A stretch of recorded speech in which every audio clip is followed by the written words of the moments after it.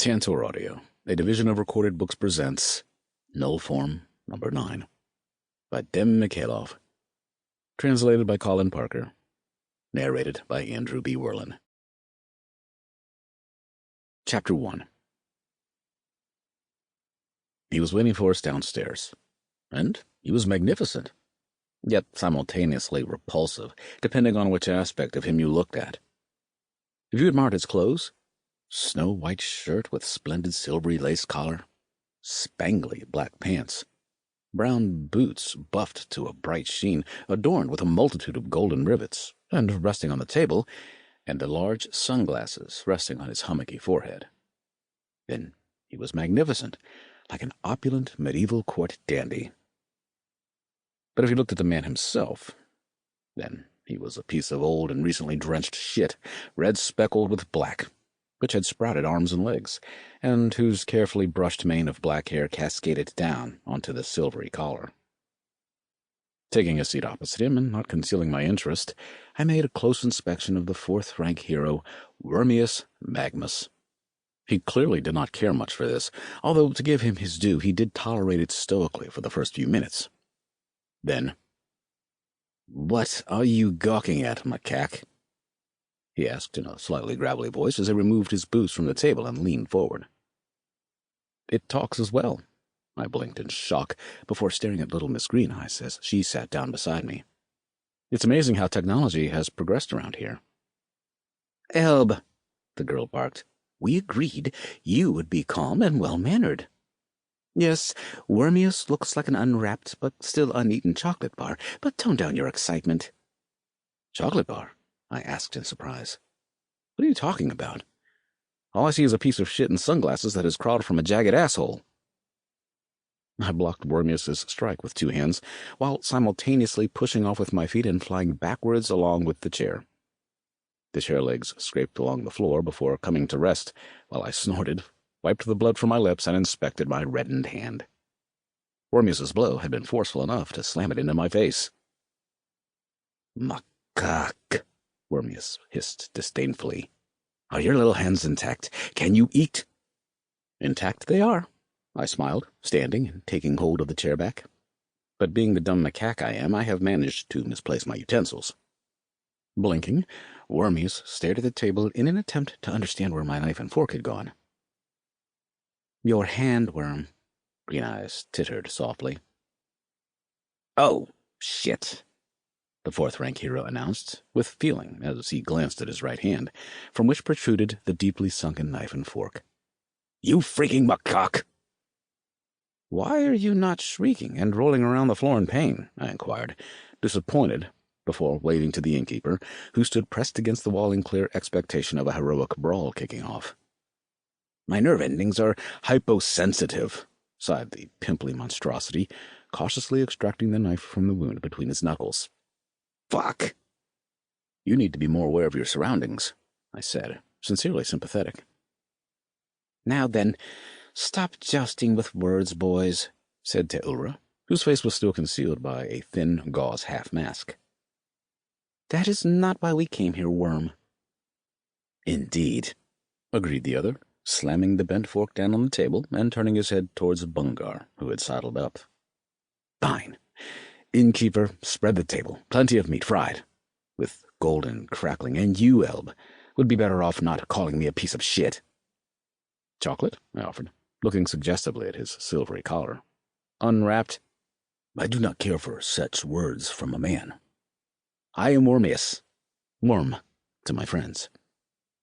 "That's a relief," I said, sighing that relief. "Wormius. Worm, you look like a section of earthworm chopped off and baked in the oven." "Quite right," the fourth-rank hero nodded and adjusted his collar. "Just so. Not a piece of shit." "Do you like meat?" I asked, changing the subject and reaching for the dish of over-browned and obviously overcooked meat which had been set before Wormius. "Do you like the crunch of muscle fibers between your teeth?" "I adore meat," replied Wormius in a squeaky voice as he slowly clenched his right hand into a fist and squeezed thick blood from the wound. I am fucking crazy about meat. Fried meat with tantalizingly crunchy, crackling. No spices required, just a pinch of salt and maybe a shake of black pepper for added aroma. That is exactly how it has been cooked, the innkeeper mewed timidly as he brought the next dish. So why aren't you eating, if everything is cooked just as it should be? I asked without a special interest, taking my neighbor Taura's knife and fork and helping myself to a big fat chunk of meat. He can't, Green Eyes said with another titter. Taura, Wormius shouted. Are you having a laugh at my expense? He eats only plant-based food, Taura explained, recovering herself. His body categorically rejects anything else. Did that happen after the change? It did. The muscle-bound worm sitting opposite me shook his lumpy head and stabbed his fork with disgust into a green lettuce leaf. After the change, I'm not complaining, mind. I gained more than I lost, much more. I can see that, I said, glancing at his right fist. Spotting my glance, Wormius put quite some effort into stretching his thin and nigh unnoticeable lips into a wide grin, took a tissue from the table and wiped his right hand. The wound was gone. All that remained were two barely distinguishable marks on the slightly lighter skin, where it had been spiked by the knife and fork a couple of minutes ago. And I had buried those table implements deep. Regeneration is a terrific thing, said Wormius, chuffed with the effect he'd produced and the ill-concealed expression of envy on my face. And that is not all, added Taura, fingering her gauze half-mask as she looked indecisively at a plate of wonderful-smelling and still sizzling fried eggs. This high society dame is shilly-shallying. Fuck shit. I so want to dip some bread into that salted and peppered yolk. Everything is cooked just as it should be, madam, shouted the innkeeper joyfully as he placed some condensation-beaded pitchers on the table. Tuck in. Shit, Taura repeated, tugging her half-mask from her face. Afraid of catching something? I asked, chewing noisily. Or are you bulimic? You're not that ugly. Wormius was lost to a fit of laughter, nearly knocked his loathsome salad onto the floor. Giving me a vicious look, Taura made her decision and divvied up the fried eggs before prodding the yolk with a piece of aromatic rye bread. Supreme fucking etiquette, she exclaimed, before stuffing her mouth and squinting in bliss. Etiquette, the wincing Wormius echoed, returning to picking dejectedly at his salad while inhaling through his nose with all his might to saturate himself with the aroma emanating from the plate of meat.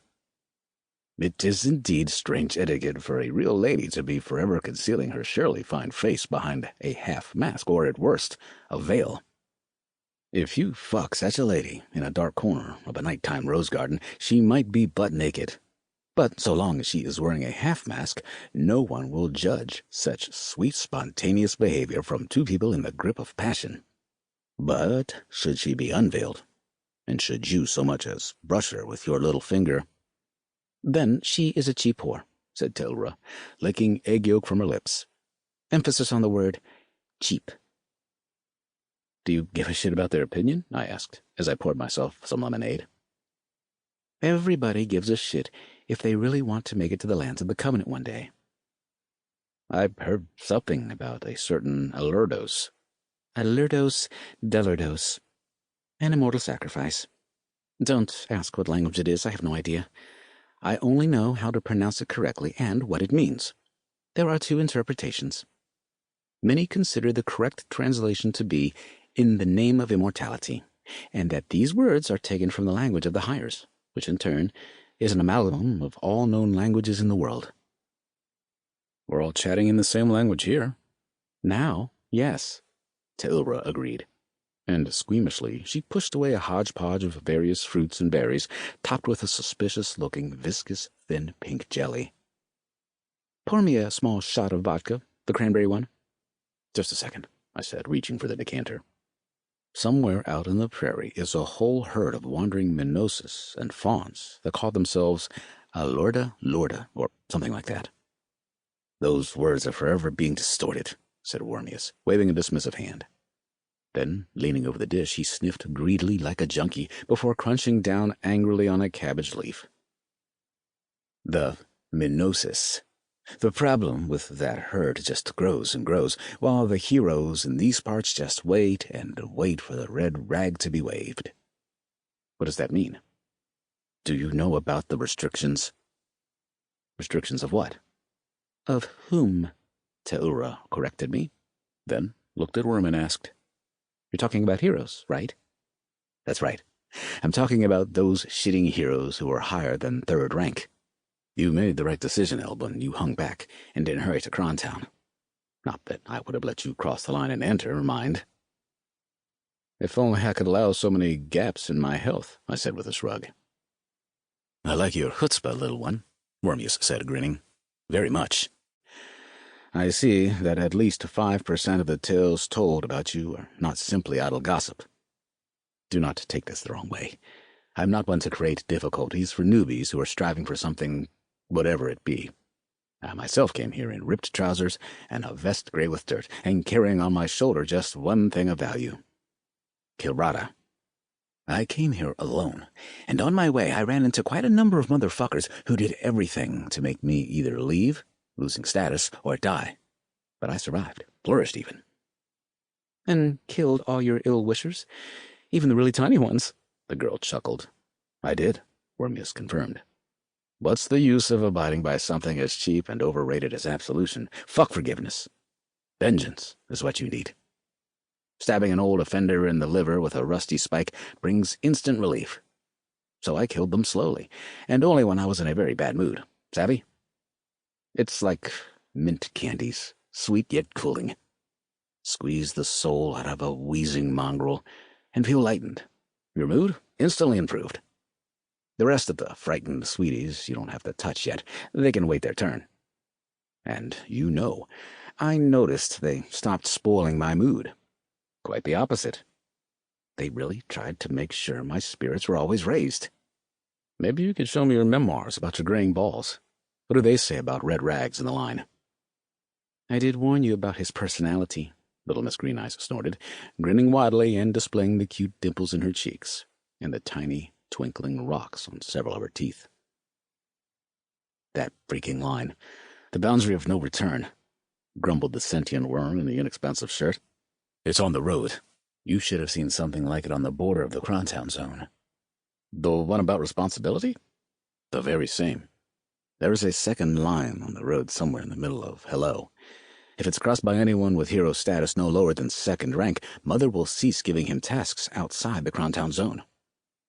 The zone here might be very big, but the line is nonetheless a limit, and a strict one. You can, of course, lose status and drop down to 1st rank.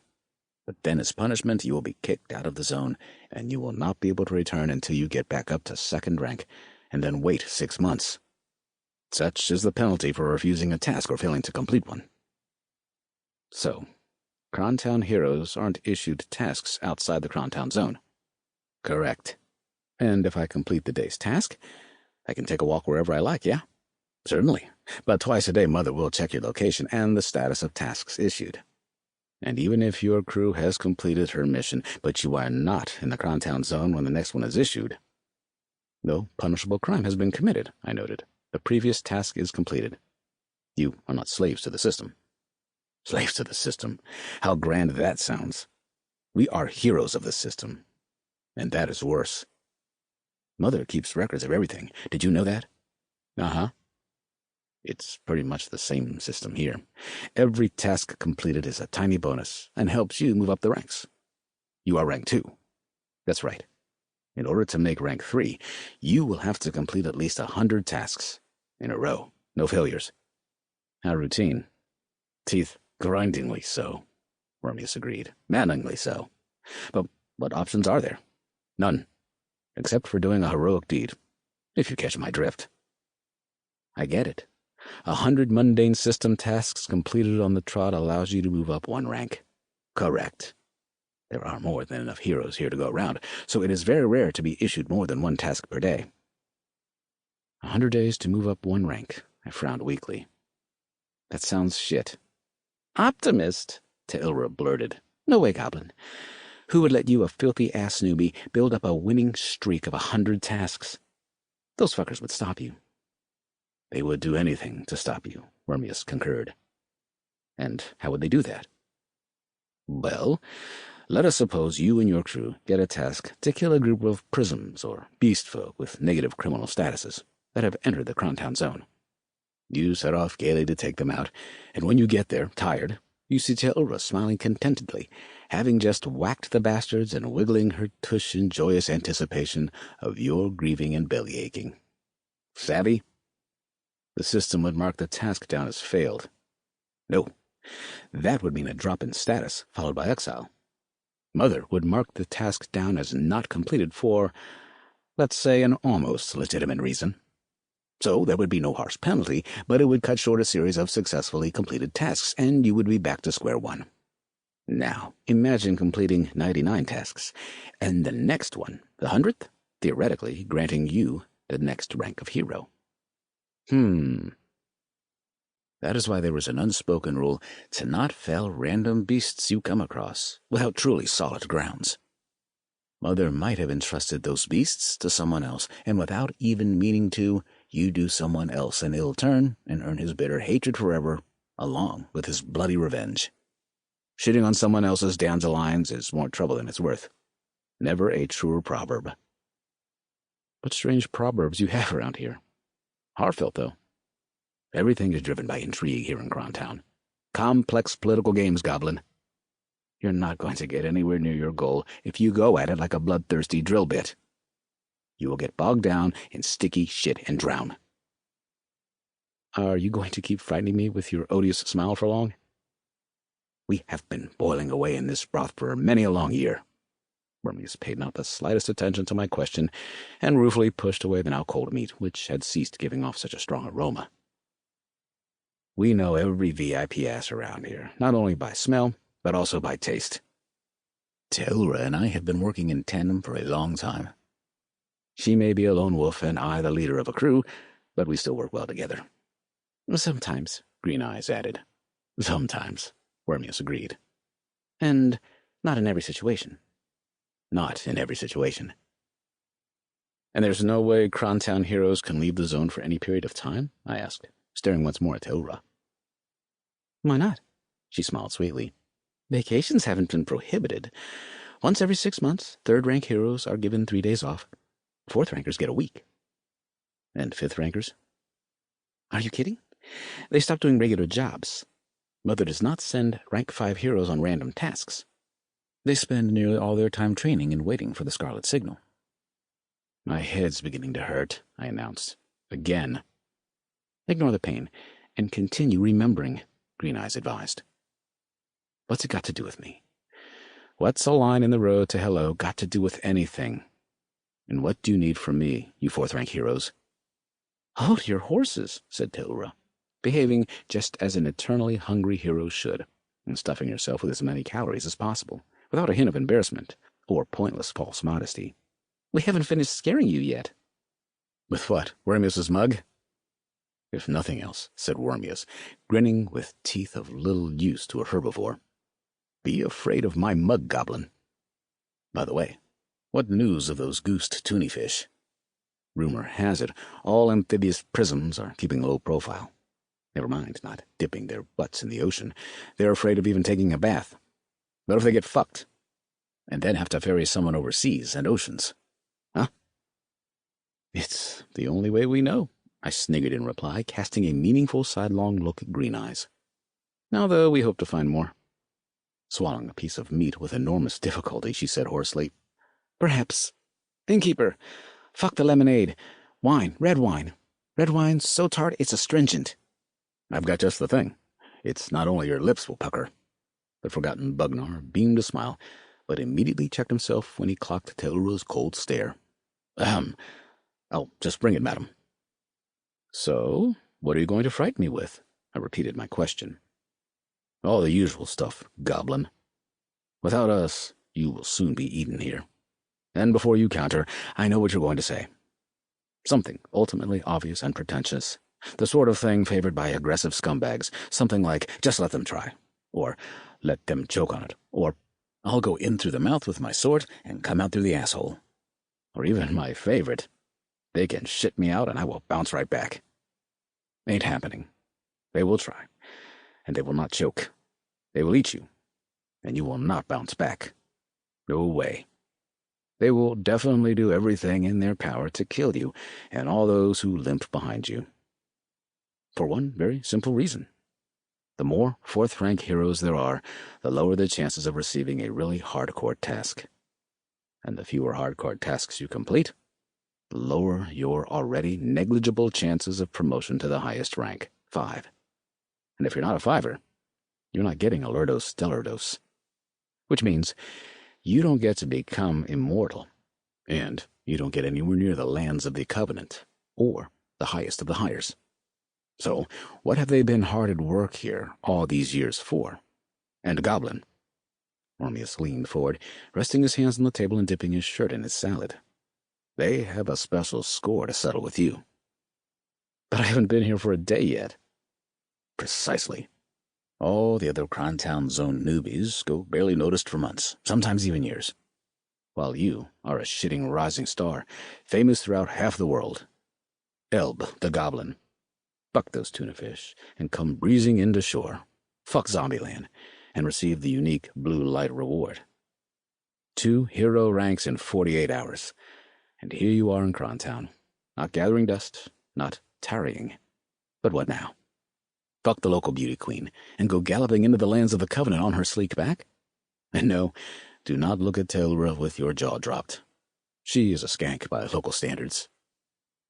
What did you say, you piece of shit? Eaten too much salad and it's gone to your head? A knife was stabbed into the tabletop. I ignore it, slicing thoughtfully into a piece of overcooked meat. Placing the wine on the table, the innkeeper suggested meekly, Should I char more pork for the aroma? Char away, Wormius replied. That's enough spoiling the meat, I said. Too right, said Tellura in my support. Turnip eater. Rutabaga sucker.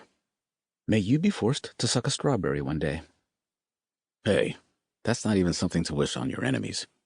You'll get your heroic vacation, and you'll eat, and fall into a coma again. I can't wait. All of a sudden, Wormius became deflated and melancholy, squeamishly pushing his salad away and eyeing the fried meat with longing. Yeah, I can't fucking wait. I'm fed up of chewing leaves, sucking roots, and humbly swallowing a single bean at a time. What about when you're on vacation? I ask in sincere surprise. Does your body not, recover? Nothing's ever going to recover inside me. But I eat. Kilos and kilos worth. On the first day of his vacation, he chuffs killer doses of ferments and has a couple of injections before scoffing kilos of seriously fatty meat and falling into a lethargic sleep. Teura explained. And I have to fucking look after him. He doesn't trust anyone else. And before falling into his coma, he takes everything off and climbs into a bath of warm, running water. There, he lies for 2 days, excreting liquid, foamy shit. And he fondles himself, all over, stroking and tugging with a beatific smile. It's pretty grim. When he recovers himself, he eats again. Less than before, but he still puts away 3 kilos of chicken burgers. And then he's out again for another 2 days. Then, for a snack, he chuffs half a kilo of meat and veg, veal, and whatever. Then enters a shallow coma for 24 hours. And his vacation is over. A week of paradise, Wormius sighed bitterly. And the dreams. Ugh, the dreams. Yes, I know about your dreams. You lover of your own body. Are we going to keep talking about your modest masturbation, or shall we return to the subject of my fright? Although, I get the gist already.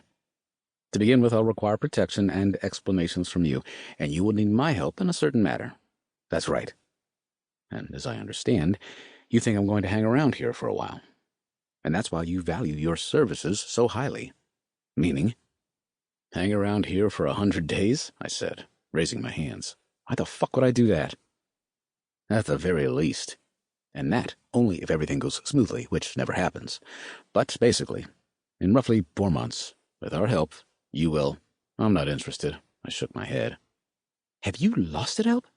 Green Eyes fixed me with a stare. I'm not interested, I repeated. I'm not about to spend months in Crontown and its environs. I need to go that way. Raising my knife, I pointed it out of the window, beyond which could be seen the other, fashionable side of a huge basin. I need to get to the lands of the Covenant, preferably tomorrow. You are an absolute psycho, Wormius announced with conviction. Tilra, we are wasting time with this naive island halfwit. No offense, Hope. You are a psycho, and I like psychos, but you need to have at least a loose grip on reality. You're in a hurry, Elb, added Tilra. But, I said, pausing briefly before continuing, I'm still interested in hearing about this shit you wanted me to clear up. And if it really does interest me, is it far? In the Crontown zone. Will any killing be necessary? Naturally. Sounds good already. What are these tasks the system issues to newbies like us? You did not cross the line into hello. The tasks will be routine. Patrol the roads, and patrol the roads. Incidentally, many of those who want to live in places like that deliberately tarry in the Crontown zone, but do not cross the line. You can do enough there to get by. But statistics for climbing up the ranks? Naturally, they don't count. Mother is strict. The system is skewed, I said, disagreeing. But we're talking about something else here. 1 task per day per crew, right? As a rule, additional tasks do crop up, but they are not obligatory. Thank heavens for small mercies. You have 72 hours from the moment you enter the Crontown zone. Acclimatization, as it were. Uh-huh. So, tell me everything, but only the facts. Tell me everything you know and what you want from me. If I'm interested, or agree because I consider it advantageous to me or my crew, then I will demand something. And if I do it, you will owe me. Big time. Even me? Te'ura laid her breast softly on my shoulder. Even you, I said, skewering another piece of meat with my fork. And I will demand that the debt is paid. You can be sure of that. How unkind your eyes are, Wormius said admiringly, and, pulling at his chin, nodded sharply. Fuck it, it's worth it. But mind you don't encroach upon my ass, goblin. You understand? Moderation. Everything in moderation. I am not Te'ura to squeal loud enough for the whole tavern to hear. You fucker, you piece of shit. Ugly bitch. Let's get down to business, I said, interrupting their friendly compliments, and order some more lemonade. Chapter 2. Freaking mare! Flapping his massive arms, the roaring orc flew from the horse's shimmering back and crashed down onto the grass. By twisting and turning, he managed to land relatively softly before raising his head and choking on his words, barking, It isn't a mare anyway. Why the hell was it forged in the first place, and why so huge? Just because, said Duran, stroking the neck of her chestnut and real stallion. Don't be jealous. The redhead handled herself like an absolute natural in the saddle, as though she were born there, and bending down low from it, she would pick flowers from the long grass and run her flask along in the crystal-clear streams running over rocks. I also felt very at home, rocking back and forth in the comfortable leather saddle fixed to the steel croup of my hooved robot. That was why I preferred robots, and had advised the orc to choose likewise. It was a more relaxed ride, predictable and even. Anything was better than perching on the back of a sensitive animal. But something wasn't quite right with Rek and his steel stallion, and this was the orc's second fall. They should have put this cock on the withers, not under the belly. That way, it would be close at hand. Rek continued his blustering as he rose to his feet and hurried after the imperturbable metal racehorse, moving with ease up a steep slope. A cock on the withers, close at hand, said a gray-haired girl with big ears, her pouty lips rounded in non-comprehension. What would be the point of that, militarily speaking, Sergeant Rek? It's made of metal. It can't feel anything. Idiot girl. Not as a cock, as a handle, to hold on to. Ah, that's what I thought. Hold on to a horse's cock? Said Duran, eyes wide in innocence. So that's your fantasy, is it? Fuck off. Commander, can I walk? Get your ass up onto the horse and sit proud, I ordered without turning around. Squad, keep away from the edge. It's better to be bitten than to fall down a cliff and spill your brains on the rocks. We were riding along a narrow, winding path through a deep gorge. The view all around was one of stunning beauty. Streams, grass, and flowers, and rock faces wound with wild grapevines. And the place was heaving with snakes, They were everywhere, as were mice, which occasionally came whizzing out of cracks in the cliff wall, clearly involuntarily. Sample complete. Ready to continue?